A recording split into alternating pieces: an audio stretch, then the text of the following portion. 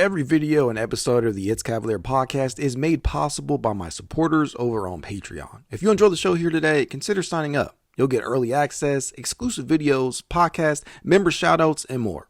And as always, thank you for watching. Go Cavs. Everyone's seen it. It's face guard, forcing everything down into like the paint area, picking me up right when the ball goes through the net. They picking me up, but I like it. I like it a lot, actually. Is there a way you can use all that against them? Really, yeah. That's why I like it. It should be it's really not a good defense to play. As long as we can expose it, in which we can. There's ways to do it, and that's what we kind of worked on today, and just figuring out different ways to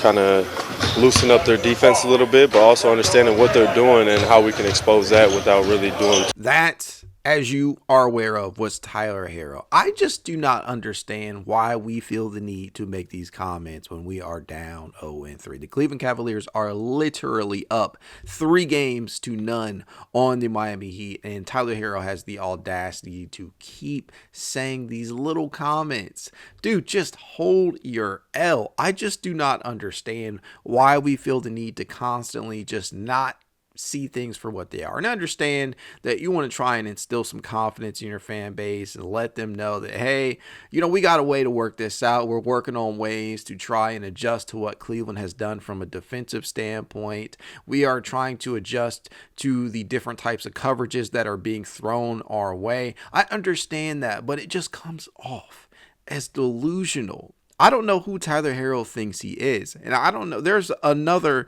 set of comments that was made about the Heat needing Jimmy Butler that Tyler Herro had mentioned right before Game 3, if I'm not mistaken, which is a whole other can of worms that I'm not about to open right now. But I just don't understand the constant need to either respond to these types of questions or to provide these types of responses. I just don't get it. Just own up, be accountable. Just take it for what it's worth. And here's the thing. The Cavaliers in games 1 and 2 scored a collective 38 points in the paint. They adjusted to the absence of Darius Garland in game 3 and absolutely exploited the Heat's defensive interior by constantly putting Heat defenders, including Tyler Herro, in that pick and roll. That is what happened in game 3, whether it be Max Strus running the pick and roll or the DHO and putting Jarrett Allen or Evan Mobley in great position to score around the rim, or Strus simply using said screen to drive right past Tyler Herro for an easy layup, or Ty Jerome doing much the same. We saw the shit all game long in game 3, and there was just no stop in Cleveland. In terms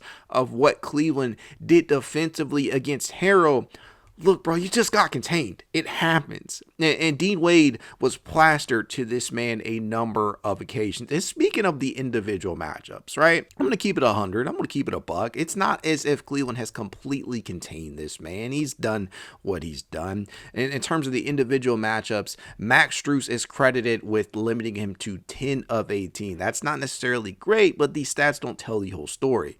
He is 6 of 10 when defended by Jarrett Allen. He's 3 of 7 when defended by Sam Merrill. He's 3 of 7 when defended by Evan Mobley. He's 2 of 5 when defended by Isaac Okoro. 2 of 4 when defended by DG. 2 of 3 when defended by Dean Wade. 1 of 3 when defended by Donovan Mitchell. And 1 of 2 when defended by Ty Jerome. And I know that's a long list, but I paint you a picture because I just want you to understand they're not simply throwing one defender at Tyler Herro. They are making sure that a variety of defenders has seen time operating as the primary defender on him or is functioning as the man closest to him to deter or contest his shot. They are throwing a lot of different types of looks his way. And so in terms of picking him up full court and making sure to face guard him and things of that nature, I don't necessarily see this as something that Tyler Herro should like because he said, I like it. The Cavaliers have just managed to contain him. And again, they have not shut him down for what it's worth, but they have made him work for every single point that he gets out there. Now, through 3 games in this series, he is averaging 22.3 points.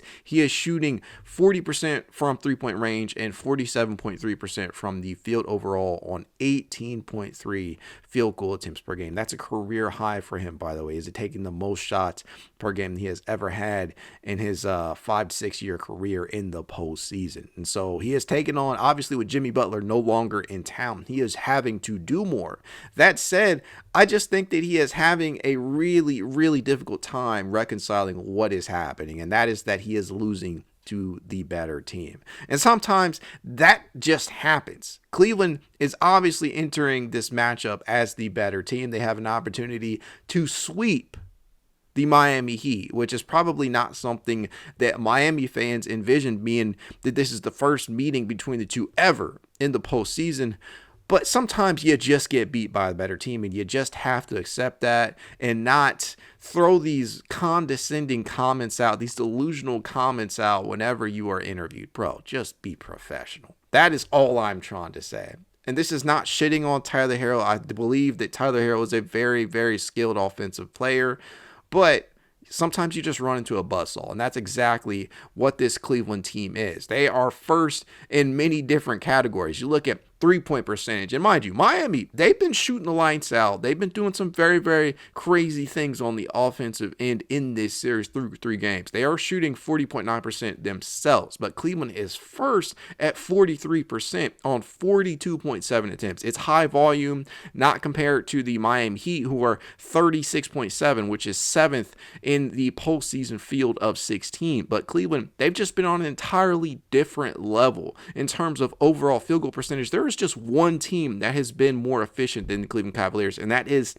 the Indiana Pacers, who are just 1/10 of a percentage higher at 50.9%. And we all know, Miami and Indiana, from an efficiency standpoint, from a pace standpoint, from the way that they run their offense, completely different types of teams. But Cleveland has been on an entirely different level.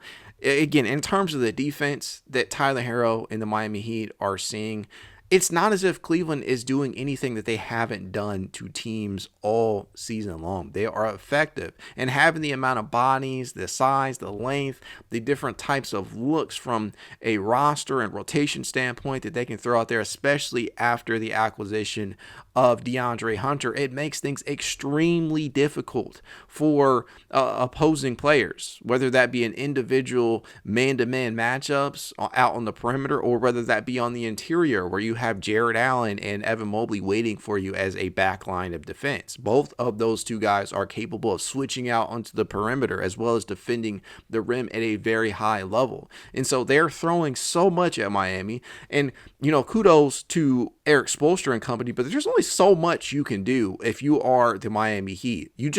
There are only so many adjustments that you can make. There are only so many players that you can look to target defensively. And I know the whole conversation and dynamic between Tyler Herro being targeted and Darius Garland and Donovan Mitchell not necessarily being great defenders themselves has been something that people have been discussing during this series.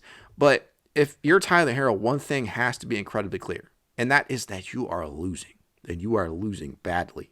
And sometimes it's better to just accept defeat and try and go back, to the table and try and figure out what or where you've gone wrong, rather than yapping and running your mouth. Leave that to the fans, such as myself. I mean, it's getting to a point where it feels utterly ridiculous. It feels moronic. It feels delusional to come out here and keep saying the things that you have said. I just do not understand it. If you are Tyler Herro, it's a lose-lose situation, because if you get swept, like many people believe, including myself, including some fucking Heat fans, as of right now, I see people across the timeline, across social media, they already have accepted defeat before tonight's game has been played. And this is not me speaking things as if they have already occurred, but I think most people believe they're going to be swept tonight, including their own fan base. And so when you're Tyler Herro, when you're continuing to go out there and make these comments, it just reeks of delusion. And that's where I'm at with it. Let me know what you guys believe in the comments below. Go Cavs.